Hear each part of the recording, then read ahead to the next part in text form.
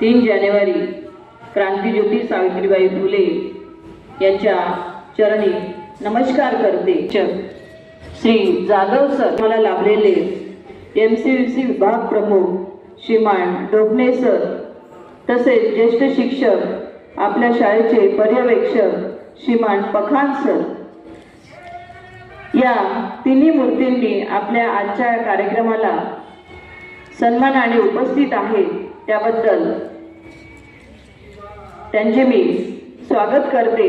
आणि क्रांतीज्योती सावित्रीबाई फुले हा जो कार्यक्रम आपण आज घेत आहोत यांची महानता आपल्या समोर सर्व विद्यार्थ्यांनी सांगितलेलीच आहे की आज क्रांतीज्योती सावित्रीबाई फुले जर नसत्या तर विद्यार्थी मित्रांनो आज आपण इथे नसतो, विशेष करून मुली सावित्रीबाई फुलेमुळेच।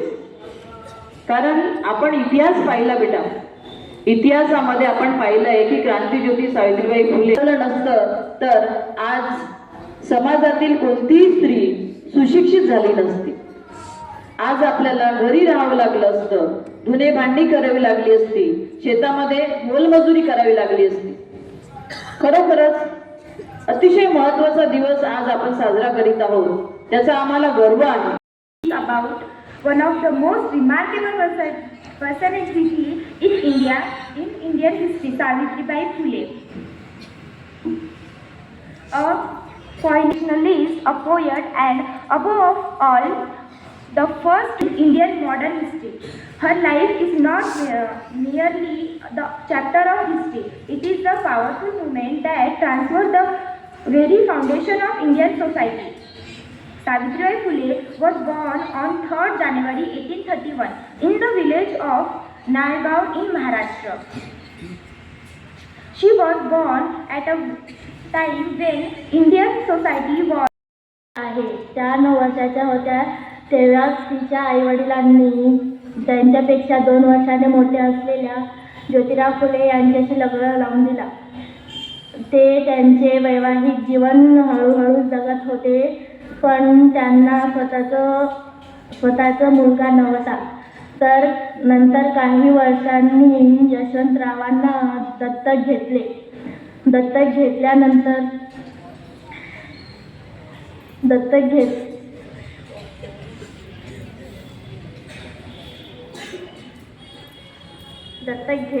सावित्रीबाई फुले यांचा बद्दल कारकिर्दी सांगायचे तर मी सावित्रीबाई फुले यांच्या जयंतीनिमित्त 2 शब्द बोलणार आहे। सावित्रीबाई फुले या भारताच्या पहिल्या शिक्षिका होत्या। सावित्रीबाईचे पूर्ण नाव सावित्रीबाई ज्योतिराव फुले होते। त्यांचा जन्म 3 जानेवारी 1831 रोजी झाला। त्याच्यासोबत कवयित्री आणि समाजसुधारकही होते। 1846 मध्ये सावित्रीबाईचा विवाह ज्योतिराव फुले यांच्याशी झाला। सासूबाईंनी लग्नापूर्वी ख्रिश्चन मिशनरीची सावित्रीबाईंनी दिलेली व शिक्षक वृंद व माझ्या बालमित्रांनो मैत्रिणींनो, आज ज्या समाजातील स्त्री शिकते तो समाज कधी मागे राहत नाही या विचारांची मूर्ती म्हणजे क्रांतीज्योती सावित्रीबाई फुले। आज आपण शिक्षण सहज घेतो, पण एक काळ असा होता जेव्हा शिक्षण घेणे म्हणजे पाप मानले जायचे। अशा अंधश्रद्धा फुले या भारताच्या पहिल्या महिला शिक्षिका होत्या। त्यांचे जन्म 3 जानेवारी 1831 रोजी सातारा जिल्ह्यातील नायगाव या गावी झाला। त्यांचे विवाह लहान वयात ज्योतिबा फुले यांच्याशी झाला। ज्योतिबांनी त्यांना लिहायला वाचायला शिकवले। ज्योतिबा फुले यांनी सावित्रीबाई फुले यांनी पहिली मुलींची शाळा काढण्याचा मान मिळवला। त्यांनी समाजातील वाईट प्रथांना विरोध केला। त्यांचे 10 तिच्या साऱ्या नीतींनी गिरवले। सुप्रभात आदरणीय अध्यक्ष महाशय, पूज्य गुरुजन वर्ग व माझ्या सर्व मित्रांनो, माझे नाव सातारा जिल्ह्यातील नायगाव येथे झाला। त्यांचे आईचे नाव लक्ष्मीबाई तर वडिलांचे नाव खंडोजी नेवसे पाटील हे होते। त्यांचा विवाह वयाच्या 9व्या वर्षी झाला। लग्नानंतर ज्योतिबांनी त्यांना लिहायला वाचायला शिकवलं. नाही जिद्द ती सोडली, वंशोषी अनेक कष्ट, नाही जिद्द ती सोडली, स्त्रियांच्या मुक्तीसाठी जन्मभर ती लढली, स्त्रियांच्या मुक्तीसाठी जन्मभर ती लढली. कन्या शाळेची पहिली पाटी पुण्यात लावली, कन्या शाळे झाला. त्या भारतातील पहिल्या महिला शिक्षिका आणि स्त्री. त्या काळात सावित्रीबाई फुलेंनी मुलींसाठी शाळा सुरू केली. समाजाकडून त्यांना अपमान, विरोध आणि त्रास सहन करावा लागला, तरीही त्या कधीही डगमगल्या नाहीत.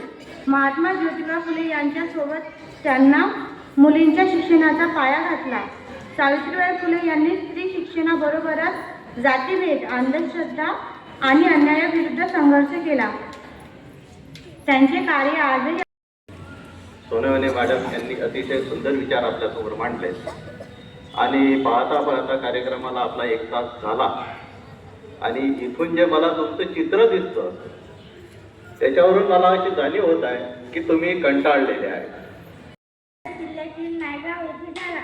क्रांतीज्योती सावित्रीबाई फुले भारतातील पहिली महिला शिक्षिका होत्या. त्यांनी समाजातील वाईट प्रथांना विरोध केला.